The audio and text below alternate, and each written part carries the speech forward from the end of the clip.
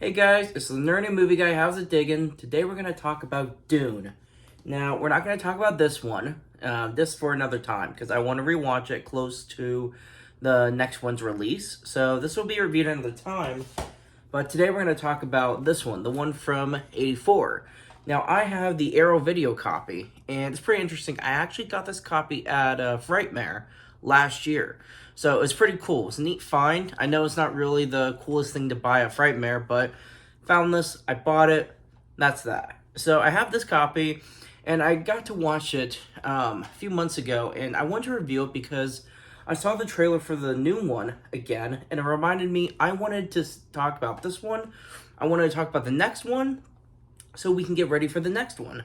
And so this one had its ups and downs, so I kind of want to mention what makes it noteworthy and what brings it down. So for '84, I think the acting was actually really, really good. And of course, Dune uses the book as its source material.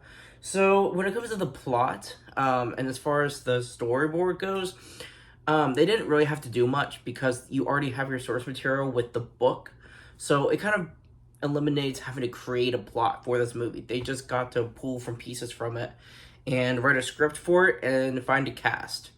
So it didn't really have the creative originality that movies like Star Wars had, only because it didn't have a book to rely on, unlike so many comic book movies today, where they rely on the comics to be their source material.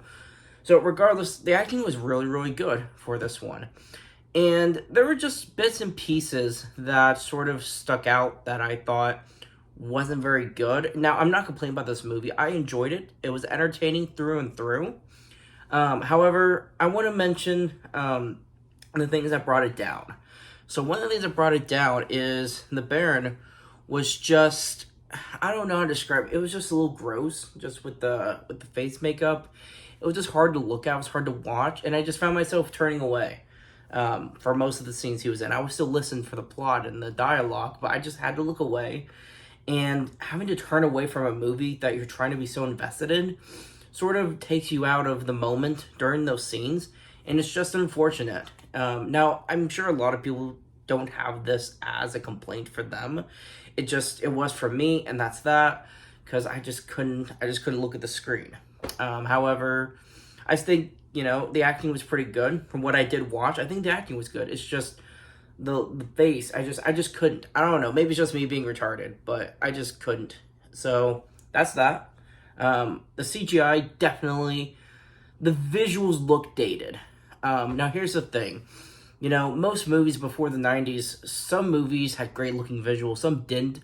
This just happens to be one of the movies that just didn't.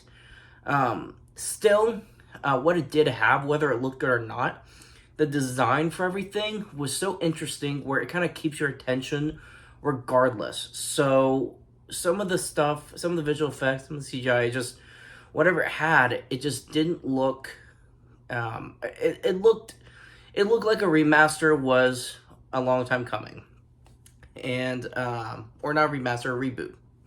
And, it's just one of those things that isn't really a problem with the movie. It's just something, especially for someone like me who unfortunately watched this one first.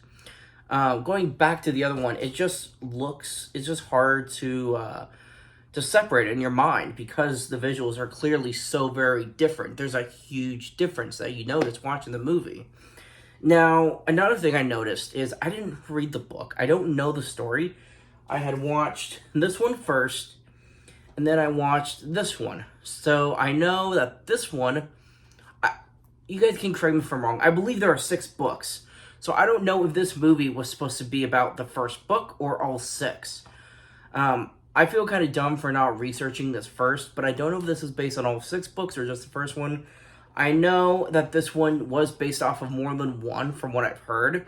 I just don't know if it's based off all 6. Irregardless, I know this one does not have the complete story because they're planning on making this, I think, a trilogy. I could be wrong, but I think they're making it a trilogy. However, it was a lot packed into this to this one, and I think it worked because it kind of kept everything about it entertaining. So as far as the whole space sci-fi thing goes with a movie like this, There's just enough lore and enough different names, naming the natives, naming the ships, naming the planet. Just everything about it just felt original, even though they had the book. But you appreciate the book more, even though I haven't read it. I still appreciate the attention to detail and the effort put into world building in this story, whether you're comparing or talking about the book or the movie. The world building is impressive, and that is worth noting for me, because that's something I appreciate. So, regardless, I think this movie wasn't perfect. I think it's definitely entertaining. There's some good acting in there. Not everything about it looks perfect, but if you're not thinking about those details, they're just a casual movie watcher. If you're a casual movie watcher that wants everything to look spectacular and perfect, this movie probably isn't for you. If you're someone that can appreciate the movies that came out before the 2000s, regardless whether they're from the 90s or the 60s, you're going to like this one. So if you haven't seen it before and you have an interest in the new one coming out, I really recommend not doing what I did and actually start with this one. Sure, from a technical point of view, it may spoil what's going to happen in the next two movies. But if you don't plan on reading the book, I think you should definitely watch this one just so you can see the comparisons and the differences and sort of appreciate where this new trilogy came from this one based off of the book. So I would definitely check this out. You don't have to get the Arrow Video one. I'm not knowledgeable enough to know if they have this movie in 4K without it being Arrow Video, but all I know is I have the Arrow Video. This one is 4K. I believe they do make this movie in 4K. If it's not Arrow Video, I'm unsure. So I'll try to look more into that, and I'll notice, or I'll make note of that detail when I review this one.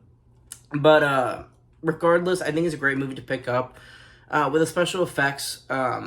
If you're just a casual movie watcher who can appreciate stuff from the 60s, maybe the 4K picture isn't going to be as important for you.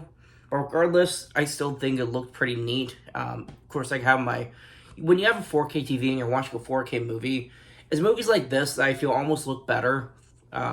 Just movies that came out in either the 80s or earlier. A lot of those 4K transfers actually look really, really good on 4K, and I think this just happens to be one of them. So like I said, some of the special effects look dated, but all things considered, it looks good on 4K. And I know it's hard for that to make sense, but it's just something that either you understand it or you don't when it comes to 4K picture, because I'm not one of those people that can explain the difference in technology between Blu-ray and 4K. All I know is when I'm watching something, I can tell a visual difference, and that's about it. I just really can't explain it. And I know it kind of makes for a boring video, but I just can't explain it. It's something either I think you notice or you don't if you're a casual movie watcher. So I've talked long enough. This was a really cool movie. I liked this one. I like this one. I can't wait for the next. I think we got a good franchise going. The movie's successful, and the next one's successful. This franchise becomes successful long enough. Before you know it, we'll get spin-offs and prequels. So if you're interested in Dune, check out the one from '84 first. Thank you guys so much for watching.